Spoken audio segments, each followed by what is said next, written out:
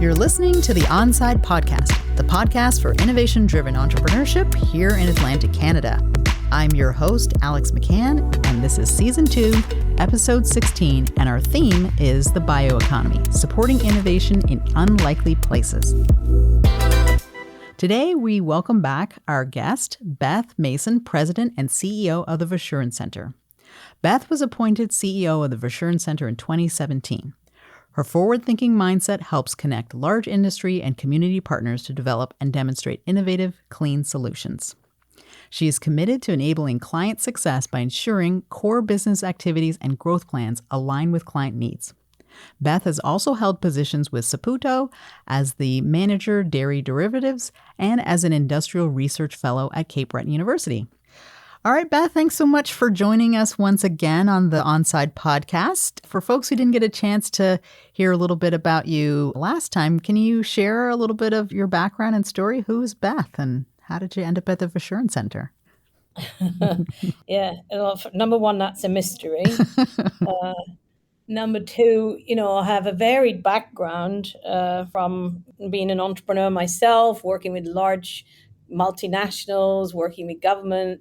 So I guess been there, done that, and now CEO of the Verschuren Centre, which, our tiny mission is to change the world. Oh, just small mission, minor things. Awesome. So the Verschuren Centre, which is located up in Cape Breton, has is really interesting and is focused on supporting some solutions around a low carbon and circular economy. And I feel like most people should kind of get that. But why is that important? Like, why is that your mission?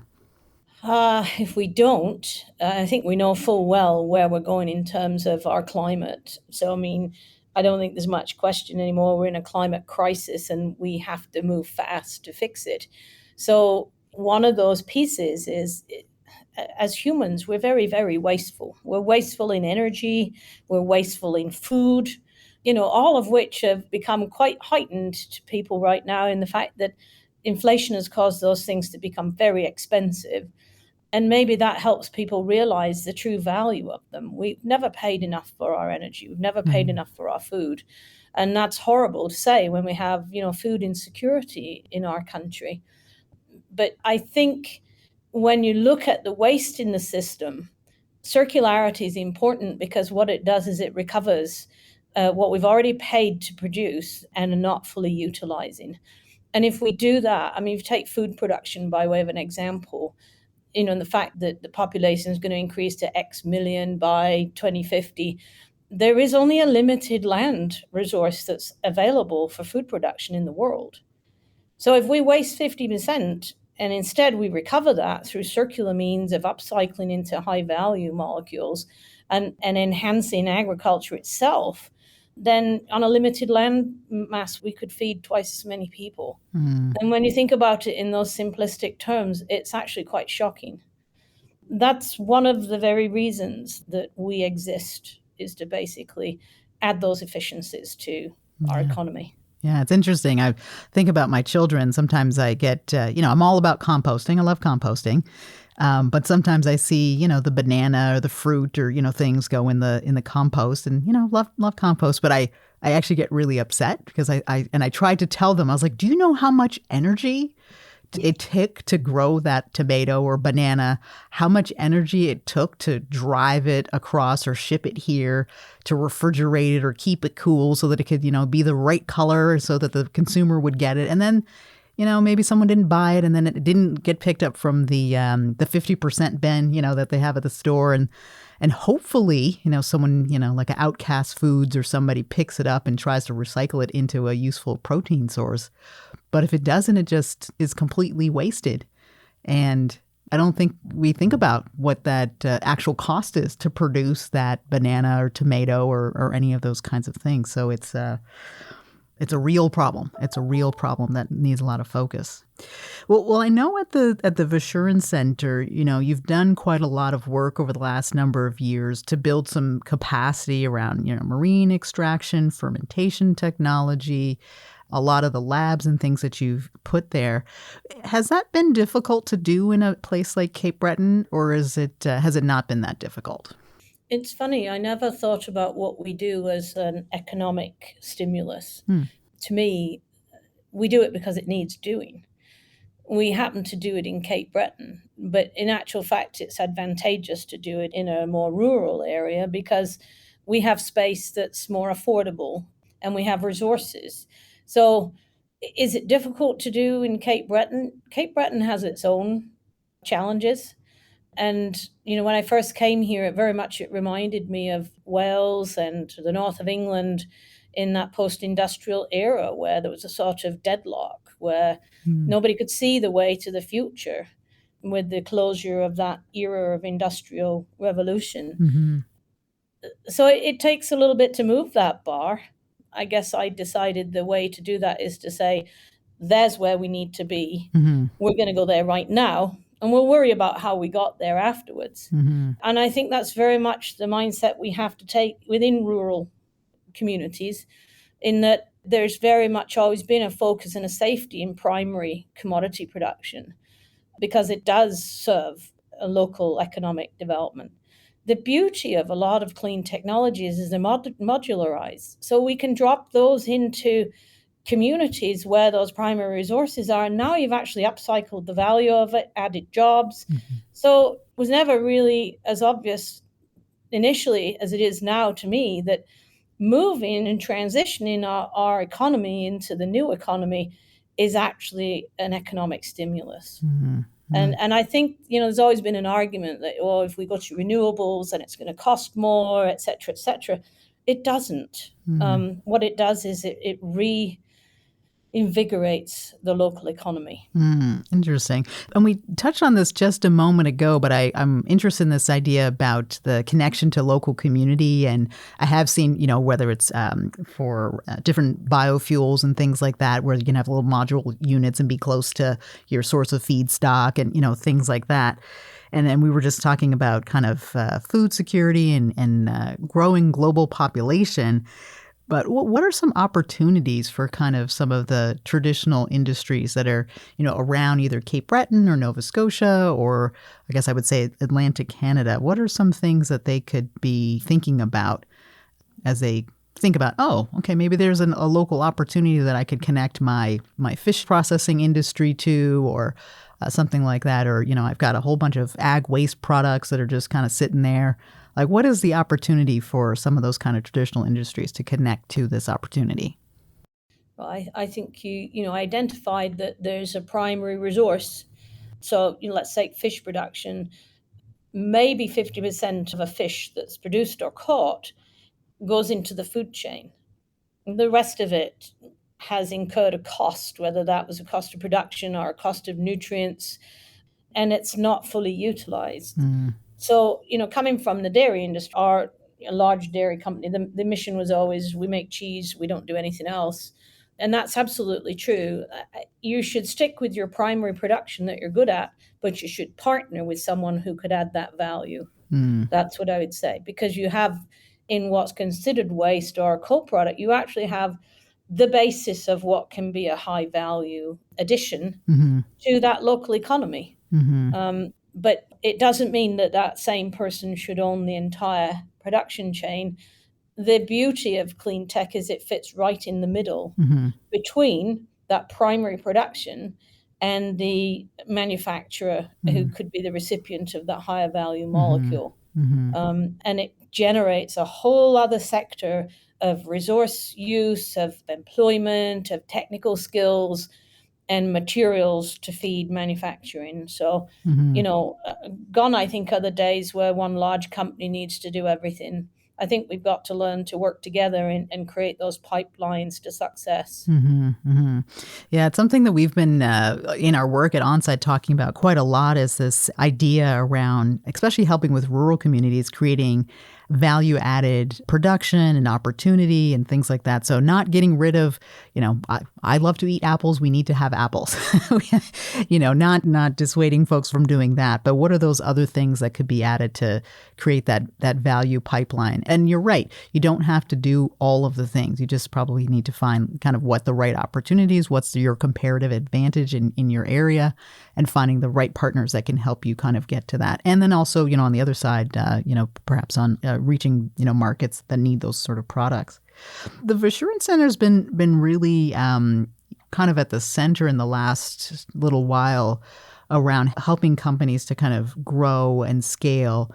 And you've been lucky enough to receive some investment from the province and from other places to help companies do that. Can you tell us a little bit about what that's for and how does that connect to what's happening at the Verschuren Centre?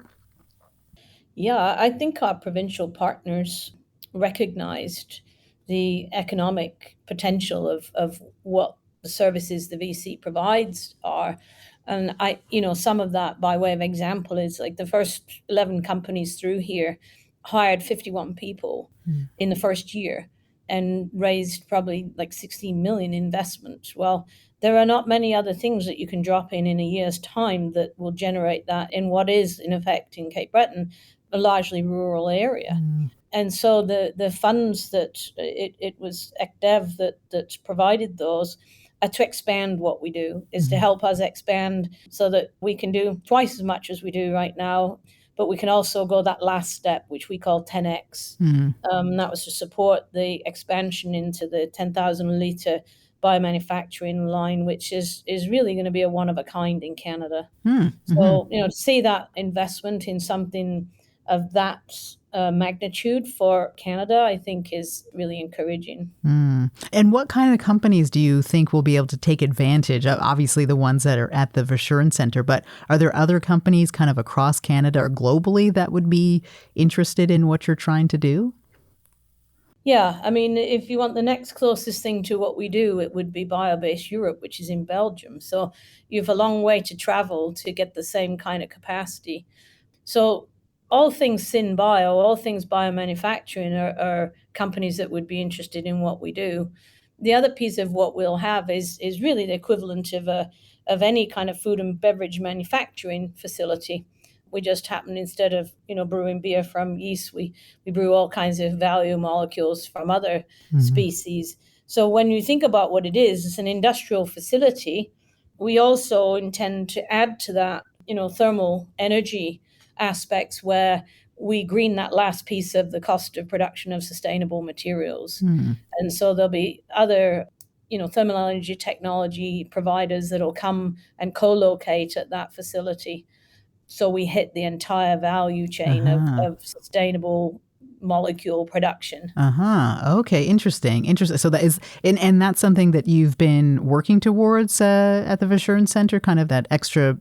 I hear what you're saying about, making sure that the product that you're producing, but also the way in which it's produced or the energy that's used in the production of through the process. It'll be a full, I don't want to say full cycle, but sustainable all the way around is kind of the concept. It is, yeah. And it'll be a model, for all kind of food and beverage manufacturing and other industries that are high temperature based. So when it comes to decarbonizing, which you mentioned at the beginning, you can't electrify everything. So high temperature thermal is the hardest one.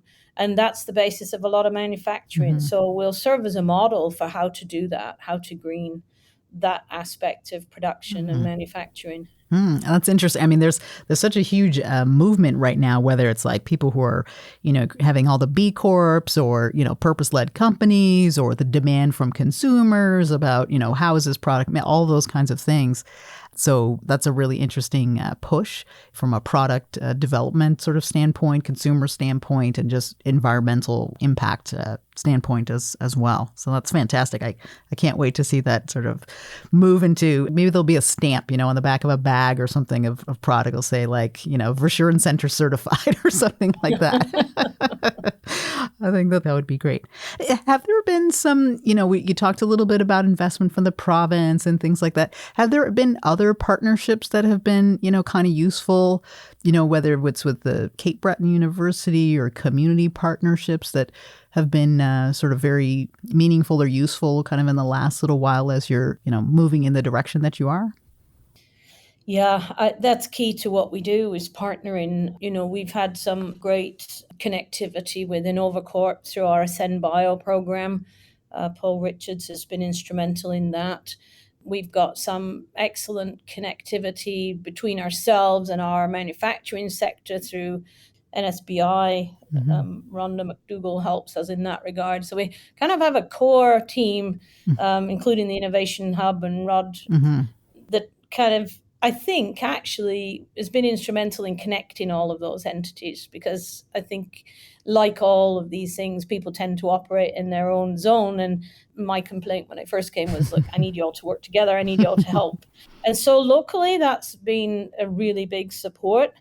Nationally, we've had great support from NGen, the supercluster, but we've also, developed a whole load of relationships with accelerators across the country. So, you can't just build something and people will arrive. We need to have those connections with accelerators at University of Montreal, or whether it's Green Centre Canada or UBC, all of those places where those companies would actually get to that cliff edge and fall off if we didn't have this continuum that we're building. So yeah, like connecting across Canada's been probably the most important thing for that pipeline. Yeah. And it's so great to hear about all of these resources. And you're absolutely right. I feel like in Nova Scotia, you've mentioned a lot of great partners that I know. And I think that they've been pushing ahead and moving the needle for some time. And so it's really great to see this, bearing fruit. Hate to, use a pun or whatever, but bearing fruit in what we're trying to do here. Yeah. So that's so great. We're getting kind of close to our close with our time, but I had kind of two questions I did want to kind of throw out at you. One is I don't know why I wanted to ask you this, but do you have a favorite kind of alternative protein or product? Like, is there something that you're like, oh, I just love this. This is so cool. You mean, and I guess I can't say pork? I mean, I don't know. Is it grown in a lab? I don't know. I guess I'm not quite at the point of cellular meat yet. But it's funny, and I wouldn't say it's my favorite, but insect proteins intrigue me. I'm not one of those people who loves insects, far be it. But just to be able to produce proteins that way at scale, where we know a huge part of the population in certain countries exists on insect protein. So I have a kind of soft spot, having grown some soldier fly larvae back in the day. I actually on banana peel from your current point, as well as many other substrates. And it's probably one of the underutilized other little engines of our economy that will obviously play a role going forward. Yeah. Well, we had Greg Wenger from Oberlin was one of our previous podcast guests, and I've had the chance to go to his Black Soldier Fly facility a couple of times, and I did not get grossed out or anything like that. And, he just, it's it gets turned into powder, and, you don't need to see the little larvae, moving around. But definitely, I'm definitely into cricket protein. All that I think is really, really interesting. And there's a lot of potential. What's the company Yinsect? They got a huge, amount of investment. So I think that's definitely really an interesting alternative protein. And then now for my last question, which I love to, of course, always ask our guests, which is around entrepreneurship. Do you think it's nurture or nature? What are your thoughts about that? It's interesting you asked that. I used to have this conversation with my father all the time when he was around, is, are we the product of nature or nurture? And it's always a mix. I used to fall very heavily on the side of nature, and he was the opposite side of the spectrum. I think the two fall in line. Naturally, there is an inherent ability to be an entrepreneur. But if you don't nurture that with the right supportive environment, it'll go nowhere. So like everything in life, we are given a set of skills when we're born. It's what we do with them and how we're helped to get on that journey that's going to make it work. That's interesting. I just had this image in my mind, if you were Mozart, who was a genius, but you never saw a piano, or even if you saw a piano, but no one, gave you some instruction or helped you to get to the piano, you'd never become a great composer. So yeah, that's a really interesting kind of thought around that. Well, Beth, I've really appreciated having you here on the Onside podcast. If folks want to hear more about your work or learn more about the bioeconomy, how can they do that? Oh, the website, verschurencentre.ca. That has all the answers now because we actually updated it from what Aha. it used to be. So, Okay. That's the source of all information. So that's yeah. fantastic. And I encourage people to check it out. I saw some great videos and things like that, little mini tours. And if folks want to learn more about Onside or our Inclusive Innovation Monitor, feel free to check out our website as well, which is onsidenow.ca. And of course, we encourage you to like, subscribe, give comments, all those great things on our podcast. And as we come to a close, I'd really like to thank Communities, Culture, and Heritage for your support. We're so grateful for your support in helping us make this podcast. And again, Beth, thanks so much for joining us today. Thank you. This has been a Podstarter production.